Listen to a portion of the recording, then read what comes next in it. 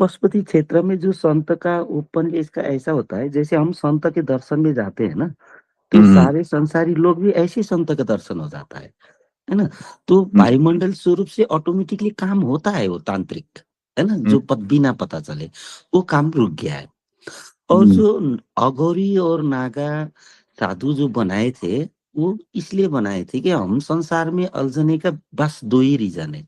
एक है हमारी इज्जत की और हम झुक जाते हैं, है ना? इज्जत के साथ हमको डर है।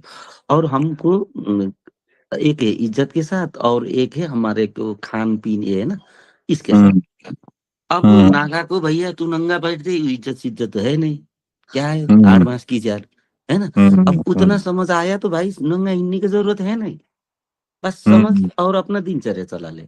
अब अघोरी को क्या करते हैं, तू कुछ भी खा ले पी ले, मत भूखा, है ना?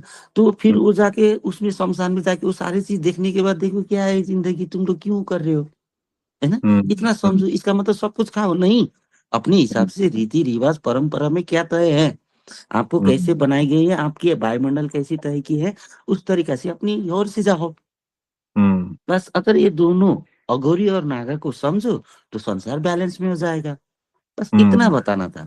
और जो अघोरी खाते हैं ना, सब कुछ खाने के बाद क्या होते हैं, उन लोग को फंक्शन जो होते हैं उसकी बॉडी में होते हैं, तो वो ज्ञान निकलती है, वो ज्ञान लेके फिर वो बांटते हैं ज्ञान।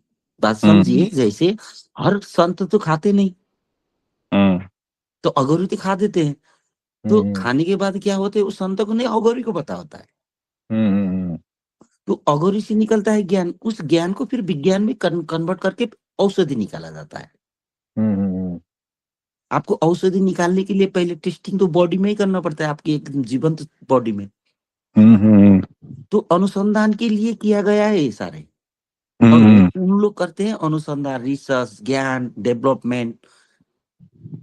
अब नागा बन गया, जो कुछ भी करो, अब वो लड़ाई कुश्तियां बगड़ा, है ना, तांडव, तो अब हो गए बैलेंस। वो ये शिवसेना, नागा और अधकुरी।